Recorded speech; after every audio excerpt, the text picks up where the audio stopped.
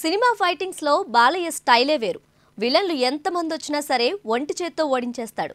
కార్ల సంగతి చెప్పాల్సిన అవసరం లేదు. దెబ్బకు తుక్కు కావాల్సిందే. రియల్ లైఫ్ లో అంత పవర్ఫుల్ గా కనిపించే హీరోకు రియల్ లైఫ్ లో మాత్రం పవర్ తగ్గుతుంది. హిందూపురం నుంచి మూడోసారి ముచ్చటగా గెలవటం అగ్ని పరీక్షగా మారింది. వైసీపీ నుంచి లేడీ క్యాండిడేట్ సవాల్ విసురుతున్నారు. తాజాగా ఓ స్వామీజీ నేను కూడా అంటూ ఢీకొట్టనున్నాడు. ఒక పక్క లేడీ, మరో పక్క సన్యాసి తనతో ఫైట్కు దిగడంతో బాలయ్యకు దిక్కు తోచడం లేదు. మహీంద్రా బొలెరో కారును ఒంటి చేత్తో పైకి లేపే బాలయ్య హిందూపురంలో అట్లాస్ సైకిల్ను ఈసారి పైకి లేపుతాడా? బాలయ్య ఫ్యాన్స్, టీడీపీ క్యాడర్కు ప్రస్తుతం ఇదే హాట్ టాపిక్.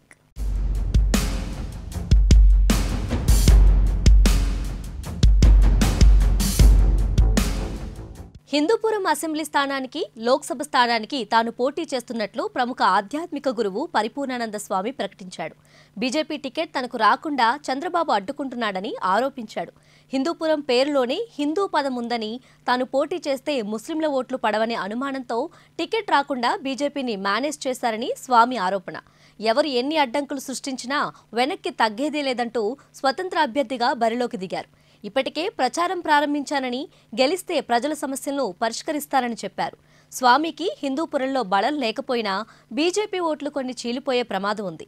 అసెంబ్లీ ఎన్నికల్లో హ్యాట్రిక్ కొట్టాలని ఆశగా ఉన్న బాలయ్యకు ఎంపీగా పోటీ చేస్తున్న టీడీపీ అభ్యర్థి బీకే పార్థసారథికి స్వామి ఎంట్రీతో కాస్త చిక్కొచ్చి పడే అవకాశం ఉంది. పరిపూర్ణానంద స్వస్థలం నెల్లూరు. చిన్న వయసులో ఆధ్యాత్మిక బాట పట్టిన పరిపూర్ణానంద కాకినాడలో శ్రీపీఠం స్థాపించాడు. అతనికి ఏపీ, తెలంగాణలో పెద్ద సంఖ్యలో అభిమానులున్నారు. హిందుత్వ రాజకీయాలతో హల్చల్ చేస్తుంటాడు. సినీ విమర్శకుడు కత్తి మహేష్తో ఓ టీవీ చర్చలో గొడవలు, వివాదాస్పద వ్యాఖ్యలతో అందరి దృష్టిలో పడ్డాడు. హైదరాబాద్ పోలీసులు నగరం నుంచి బహిష్కరించగా హైకోర్టు దాన్ని కొట్టేసింది. హిందూ రక్షా వేదికకు సారథ్యం వహిస్తున్న పరిపూర్ణకు యూపీ సీఎం యోగి ఆదిత్యనాథ్ ఆదర్శమని అంటారు. హిందూ ధర్మ ప్రచారానికి జీవితం అంకితం చేసిన తనను హిందూపురం ఓటర్లు అక్కున చేర్చుకొని గెలిపిస్తారని స్వామి ఆశ. బీజేపీ, టీడీపీ, జనసేన ఓట్లతో ఈజీగా గెలిచి పార్లమెంటులో అడుగు పెడతానని అనుకున్నాడు. అయితే పొత్తు కింద బీజేపీ హిందూపురం ఎంపీ సీట్ను టీడీపీకి వదిలేసింది.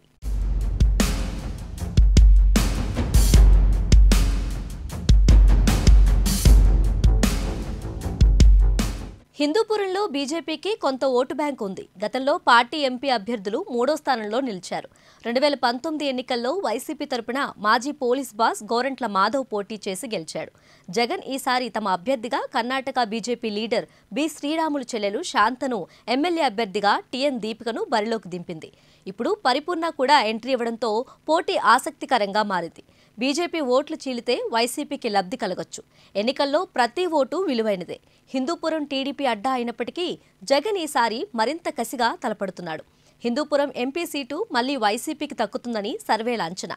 సినీ గ్లామర్, సేవా కార్యక్రమాలతో బాలయ్య కూడా జోరు మీదే ఉన్నాడు.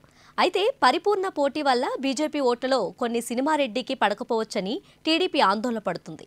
స్వామికి 4-5 వేల ఓట్లు వచ్చినా ఆ ప్రభావం బాలయ్య గెలుపోటములను ప్రభావం చేసే అవకాశం ఉంటుంది. తమ పార్టీ పెద్దలు పరిపూర్ణతో మాట్లాడి పోటీ నుంచి తప్పుకునేలా చేస్తారని బీజేపీ నేతలు అంటున్నారు. ఏదేమైనా పోటీ టైట్గా ఉండడంతో బాలయ్య ఈసారి మరింతగా కష్టపడక తప్పదు.